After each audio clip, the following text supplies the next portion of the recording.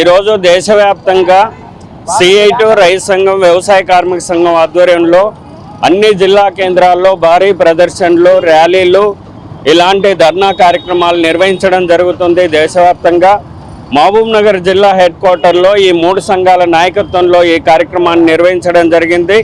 ప్రధానంగా 4 అంశాలపైన మేము ఈ కార్యక్రమాన్ని నిర్వహిస్తున్నాం. భారతదేశంలో అనేక పోరాటాల ఫలితంగా స్వాతంత్రం కన్నా ముందు స్వాతంత్రం తర్వాత కార్మిక వర్గం ఒక సుదీర్ఘమైనటువంటి పోరాటాల ఫలితంగా అనేక చట్టాలను సాధించుకోవడం జరిగింది.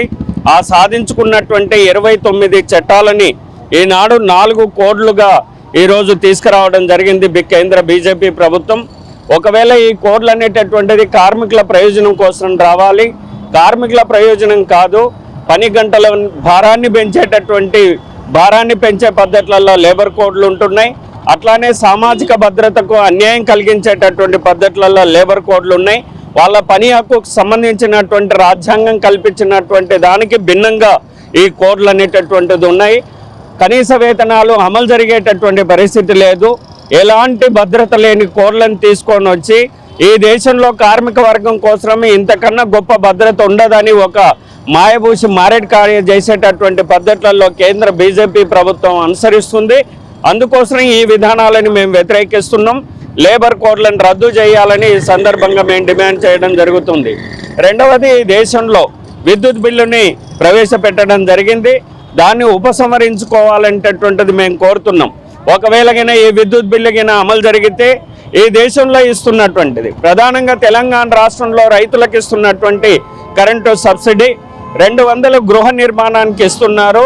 ఆ గృహ నిర్మాణానికి ఇచ్చేటటువంటి సబ్సిడీలు మొత్తం కూడా రద్దయిపోయి కరెంటు మీటర్లను బిగించి మొక్కు విండి డబ్బులు వసూలు చేసేటటువంటి రానున్న కాలంలో ఈ బిల్లును తీసుకురావాలనేటటువంటిది కేంద్ర బీజేపీ కోరుతుంది.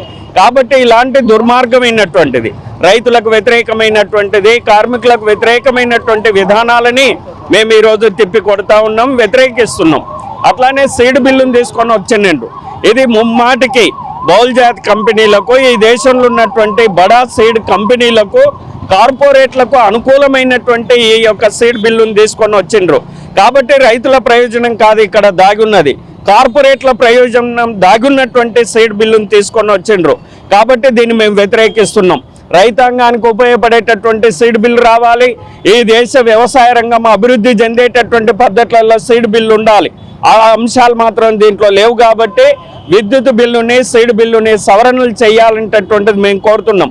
ముఖ్యంగా విబీజీ రామ్జీ బిల్లు ఇది చాలా ప్రయోజనమని ఈ రాష్ట్రం నుండి ప్రాతినిధ్యం వహిస్తున్నటువంటి బీజేపీ మంత్రులు కిషన్ రెడ్డి గారు మిగతా పెద్దలందరూ మాట్లాడుతున్నారు. మీకు నిజాయితీగా ఉంటే ఏదన్నా ఒక టీవీ డిబేట్లో మేము వ్యవసాయ కార్మిక సంఘాలుగా ట్రేడ్ యూనియన్స్గా మేము సిద్ధంగా ఉన్నాం. విబీజీ రామ్జీ బిల్లు అనేటటువంటిది ఈ దేశంలో ఉన్నటువంటి 33 కోట్ల మంది వ్యవసాయ కార్మికులకు, ఉపాధి కార్మికులకు, వలస కార్మికులకు ఇది వ్యతిరేకమైనటువంటిది. రాష్ట్రాల యొక్క ఆర్థిక వ్యవస్థ బాగా దెబ్బతినిపోయి ఉంది. రాష్ట్రాలే భరించాలంటటువంటిది ఈ చట్టంలో ఉంది. కాబట్టి ముమ్మాటికి తెలంగాణ రాష్ట్రంలో 1,20,00,000 మంది పేదలకు వ్యతిరేకమైనటువంటి జీరామ్జీ బిల్లుని ఇది దేవుని పేరుతోటి, భాష పేరుతోటి ప్రజలని ఏదో మోసం చేయాలని కేంద్ర బీజేపీ ఆలోచిస్తుంది. కాబట్టి మహాత్మా గాంధీ జాతీయ గ్రామీణ ఉపాధి హామీ చట్టాన్ని అమలు చేయాలి. 200 రోజుల పని దినాలు కల్పించాలి. రోజు వేతనం 800 ఇవ్వాలి. ఇలాంటి డిమాండ్లతోటి దేశవ్యాప్తంగా కార్మిక వర్గం తిండైనా పెట్టండి, పనైనా చూపెట్టండి అని సుదీర్ఘ పోరాటాల ఫలితంగా సాధించుకున్నటువంటి ఉపాధి హామీ చట్టాన్ని ఈరోజు తుంగలో దొక్కి ఈ దేశ ప్రజానికానికి, కోట్లాది మంది కార్మిక వర్గానికి వ్యతిరేకమైనటువంటి జీరామ్జీ బిల్లును తీసుకొని వచ్చి ఇదే మొత్తం శ్రేయస్కారమని ఈనాడు బీజేపీ మోసపూరితమైనటువంటి విధానాలని అమలు చేస్తుంది. కాబట్టి ఈ 4 అంశాలని వ్యతిరేకిస్తూ దేశ ప్రజలకు రక్షణ కోసం కార్మిక, కర్షక, రైతులకు అండగా నిలబడుతూ ఇలాంటి పోరాటాలు నడుస్తున్నాయి. రేపు ఫిబ్రవరి 12వ తారీఖు నాడు దేశవ్యాప్తంగా సార్వత్రిక సమ్మె జరుగుతుంది. ఈ డిమాండ్లను మరింత ప్రజల్లో తీసుకెళ్లి బీజేపీని గ్రామాల్లో ఎలిమినేట్ చేసేటట్లు, బీజేపీ విధానాలను తుంగలో తొక్కేటట్లు ప్రజల నుండి చైతన్యం కల్పించి వీటికి వ్యతిరేకంగా పోరాటాలు జరుపుతూ మాకు రక్షణగా ఉన్నటువంటి చట్టాలను కాపాడుకునేందుకోసం ముందుకు సాగుతామని ఈ సందర్భంగా ఈ ధర్నా కార్యక్రమం నిర్వహిస్తున్నాం. ప్రజలందరూ కూడా మద్దతు ఇవ్వాలని ఈ సందర్భంగా కోరుతున్నాం.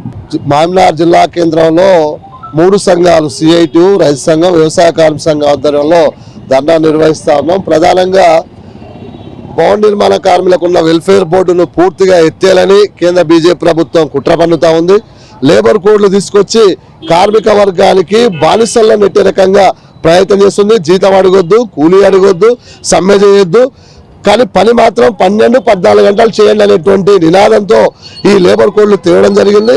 4వ అంశం విత్తన సీడ్స్ చట్టం. అంటే రైతు వేసుకున్న పంట ద్వారా విత్తనాన్ని తయారు చేసుకోవద్దు. మాన్సంటో బహుళజాతి కంపెనీల యొక్క విత్తనాలే కొనాలి, ఆ విత్తనాలే అమ్మితే మార్కెట్లో గవర్నమెంట్ కొంటుంది.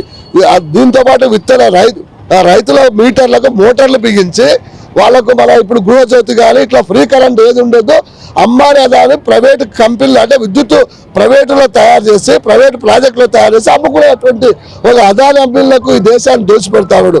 4వ అంశం ప్రధానమైనటువంటిది ట్రాన్స్పోర్ట్ బిల్లు తీసుకొచ్చి ప్రతి డ్రైవర్ యాక్సిడెంట్ అయితే రోడ్డు బాగాలేకున్నా ఎదురు రోడ్డు వచ్చినా లేకపోతే ఏదొచ్చినా డ్రైవర్ తప్పనే పద్ధతుల్లో 7 సంవత్సరాల జైలు శిక్ష, లక్షల రూపాయలు అతను పెనాల్టీ అట్లా ఇట్లాంటి దుర్మార్గమైనటువంటి విధానాలు తీసుకొచ్చి వీటన్నిటిని వ్యతిరేకిస్తూ రైతులు, వ్యవసాయ కూలీలు, కార్మికులు కలిసి దేశవ్యాప్తంగా సమ్మెకు ఫిబ్రవరి 12 తారీఖున జరిగే సమ్మెను జయప్రదం చేయాలని మేము విజ్ఞప్తి చేస్తా ఉన్నాం.